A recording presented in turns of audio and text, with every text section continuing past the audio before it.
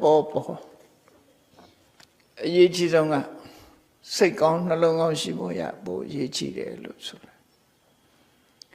စိတ်ကောင်းနှလုံးကောင်းဆိုတာဟာရှားပါပစ္စည်းလို့ပြောရမှာဖြစ်တယ်လူတွေကမလှလှအောင်ဝတ်စားစေမှုနဲ့လုပ်လို့ရတယ်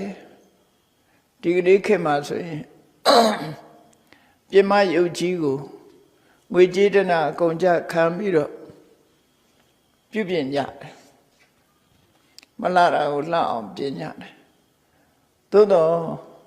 လှမှုမလှမှုဟာအပြင်ရုပ်ပေါ်မှာမူတည်တာမဟုတ်ဘဲနဲ့စိတ်နှလုံးနဲ့ပတ်သက်နေတယ်ဆိုတာကို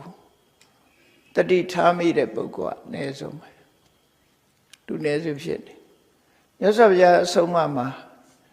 ရုပ်ကိုပြင်းနေုံနဲ့စိတ်မပြင်းမှုဆိုရင်အဲ့ဒီပုဂ္ဂိုလ်ဟာမကြခင်ရုပ်ဆိုးကြည်တတ်ဘဝရောက်တော့မှာပဲစိတ်မပြင်းတဲ့ပုဂ္ဂိုလ်ဟာဘလောက်ပဲချောမောလှပနေစေကမူစိတ်မချောစိတ်မလှသည့်အတွက်ကြောင့်ရုပ်ခန္ဓာပါရုပ်ဆိုးကြည်တတ်ဖြစ်သွားတာပေါ့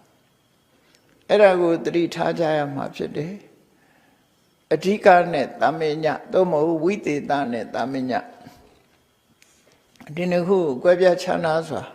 မှတ်ယူထားပြီးတို့ရဲ့ဘဝမှာတာမညနဲ့ဝိသေသဘယ်လိုခွဲခြားမလဲ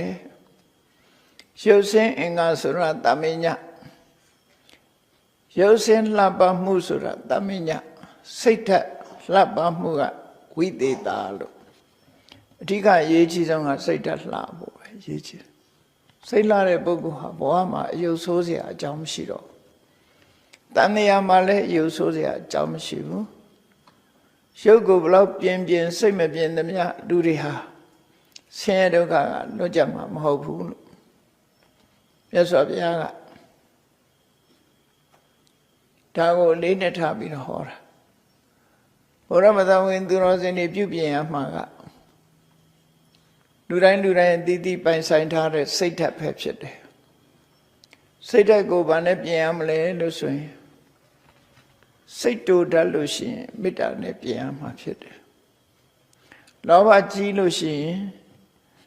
အလောဘနဲ့ပြင်ရမှာဖြစ်တယ်ဒေါသကြီးတာမေတ္တာနဲ့ပြင်တယ်